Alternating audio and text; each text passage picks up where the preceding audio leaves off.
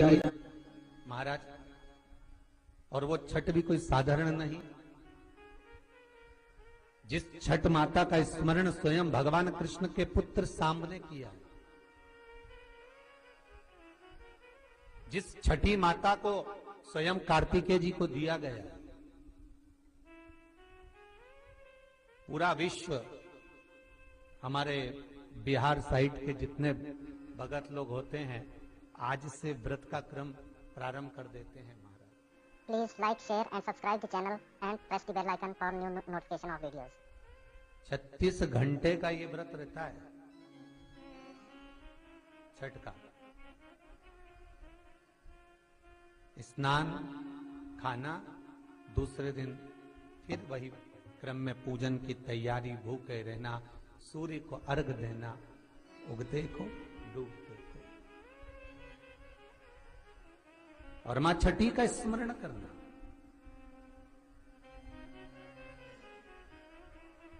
और ये कोई साधारण सा महीना नहीं है कार्तिक का महीना। जिस कार्तिक के महीने में माता लक्ष्मी का स्मरण कर रहे हैं, कार्तिक के महीने में गणेश का स्मरण कर रहे हैं, माता सरस्वती का स्मरण कर रहे हैं, भगवान शिव का स्मरण कर रहे हैं, ये वही कार्तिक का महीना है जिसमें भगवान शंकर और भगवान कृष्ण का, भगवान नारायण का मिलन हुआ था। अभी जो कार्तिक पूर्णिमा आएगी उसके एक दिन तेरे हरिहर मिलन आता, वैकुंठ चतुर्दशी। जिस दिन भगवान कृष्ण को, नारायण को, ठाकुर को बेलपत्र चढ़ती है और भगवान भोले बाबा को, भगवान शिव को तुलसी का दल चढ़ता है।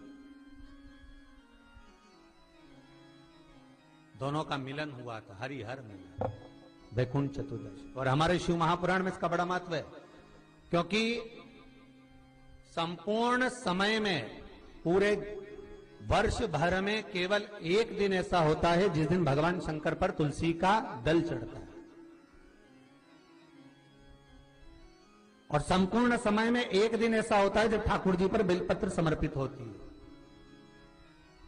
शास्त्र तो कहता है, विष्णु पुराण कहती है, स्कंद पुराण वर्णन करती है कि ठाकुर जी को तो बेलपत्र आप अगर पूजन कर रहे हो तो रोज समर्पित कर भी सकते हो, पर शंकर भगवान को, भोलेनाथ को, मेरे विश्वनाथ को तुलसी का दल साल भर में समर्पित नहीं होता, केवल एक वैकुंठ चतुर्दशी का दिन ऐसा होता है। और उस बेलपत्र की भी बड़ी महत्वता है। और कार्तिक के महीने में अपन जब कथा श्रवण कर रहे हैं, आनंद ले रहे हैं, सुनने के लिए बैठे हैं और मौका मिला है कार्तिक महत्तम को श्रवण करने का, तो एक एक महत्व को अपन समझ। उत्तर भारत के जो लोग हैं ये पूजन करते हैं दीपावली के बाद में छठ की पूजन, छठी। बिहार साइड में, यूपी साइड में, इधर सबसे ज्यादा पूजन होती है छठ की। कौन सी माता है ये? छठ है। कौन सी माता? छठ। जितने लोग पूजन कर रहे हैं उनको भी ज्ञात नहीं है कि ये छठ की पूजन होती क्यों है, ये माता है कौन सी। ये छठ माता कोई दूसरी नहीं है, कार्तिकेय जी की धर्म पत्नी देवसेना है जिसकी पूजन होती है छठी के रूप में। उगता सूरज और डूबता सूरज का अर्घ होता है। सबसे पहली छठ पूजन किसने करी थी? भगवान कृष्ण के पुत्र सांब ने करी थी। सांब पुराण कहती है सबसे पहली छठ पूजन, क्योंकि सांब का शरीर बेकार हो गया था। भगवान कृष्ण की शरण में सांब पड़ गया, पिताजी आपने मुझे श्राप दिया है, क्योंकि गलत भाव हो गया था, गलत दृष्टि हो गई। भगवान कृष्ण के पास में जामवंती जी बैठी हुई थी तो सामने आकर कहा, पिताजी मुझसे गलती हो गई, बहुत बड़ी गलती, क्षमा कर दीजिए। भगवान कृष्ण ने कहा, तुम सूर्य की आराधना करो। सूर्य की आराधना करी तो सूर्य कहते हैं तुम इंद्र की पुत्री देवसेना की आराधना करो। और कार्तिकेय जी महाराज की धर्म पत्नी देवसेना की जब आराधना सांब ने करना प्रारंभ करी, सूर्य को उगते को और डूबते को जब नमन करना प्रारंभ करा, अर्घ देना प्रारंभ करा, जल में खड़े होकर शाम तप साधना में डूबा रहता, सूर्य का स्मरण करता, देवसेना का स्मरण करता, तो देवसेना वहां प्रकट हुई। देवसेना ने कहा मैं भगवान की छठी कला हूं, मैं भगवान देवताओं की छठी कला हूं, इसलिए जगत में मैं छठी के नाम से पूजी जाऊंगी। और सुन ए शाम, तूने मेरी आराधना करी है, मृत्यु लोक में जो मेरी आराधना करेगा वो जगत का सारा सुख भोगेगा, और तू भी चिंता मत करना, तू भी सर्व सुख भोगेगा। अब देखिएगा महाराज, शिव महापुराण की कथा कितना सुंदर वर्णन कर रही है कि एक लोटा पानी का फल क्या है। माताओं जरा आप ध्यान दीजिएगा।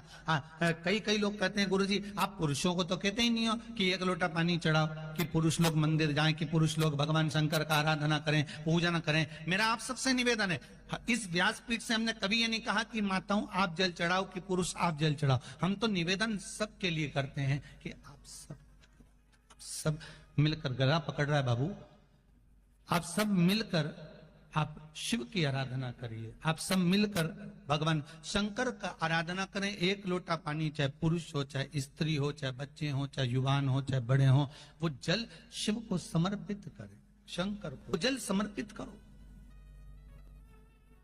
शंकर को जल चढ़ाइए। उसका फल क्या है महाराज? शिव जी की कुछ चीजें बड़ी प्रिय है। एक भस्म का त्रिपुंड, एक गले में रुद्राक्ष की, जम के बोलिए, माला। और अगर रुद्राक्ष की माला नहीं भी हो तो एक रुद्राक्ष आपके गले में हो, मस्तक पर त्रिपुंड हो, गले में रुद्राक्ष हो, और मुख पर या तो पंचाक्षर मंत्र नमः शिवाय ओम, या ओम नमः शिवाय, या श्री शिवाय नमस्तुभ्यम। फिर से बोलिए, श्री शिवाय नमस्तुभ्यम, श्री शिवाय नमस्तुभ्यम। पंचाक्षर मंत्र या शिव महापुराण का मूल मंत्र आप उसका